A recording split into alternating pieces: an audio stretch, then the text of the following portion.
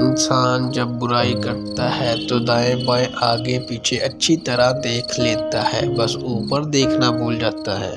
امید بھی کتنی عجیب چیز ہے، لمحوں میں ریگستان میں زیتون کے باغ لگا دیتی ہے۔ جب بول کر ہی احساس دلانا ہو تو گونگے بن جانا ہی بہتر ہے۔ کچھ لوگ ہمیشہ لوگ ہی رہتے ہیں، بے انتہا توجہ، پیار، اعتماد، عزت، احترام اور خلوص دینے کے باوجود اپنے نہیں ہوتے۔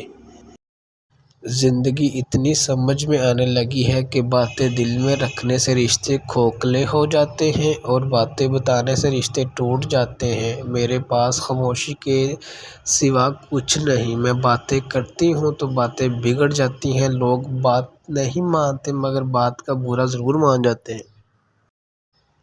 کسی کو پسندیدہ بنا لینا اعلیٰ ظرفی ہے اور کسی کا پسندیدہ بن جانا خوش قسمتی ہے۔ خوش قسمت اگر تکبر نہ کرے تو سونا ہے اور اعلیٰ ظرفی اگر منافق نہ ہو تو ہیرا ہے۔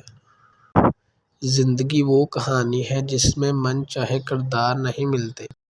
اپنے الفاظ سے ہوشیار رہیں، ایک بار کہے جانے کے بعد وہ صرف معاف کیے جا سکتے ہیں، بھولے نہیں جا سکتے۔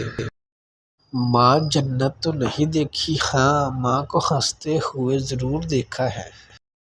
انسان تو خطا کا پتلا ہے، اس بات کا لوگ بہت ناجائز فائدہ اٹھاتے ہیں اور بہت سے لوگ دلوں کو توڑ کر رکھ دیتے ہیں۔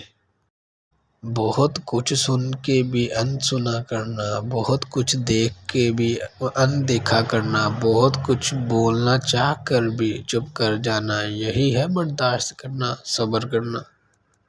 تیری یاد سلامت رہے، سونے کو راتیں بہت ہیں۔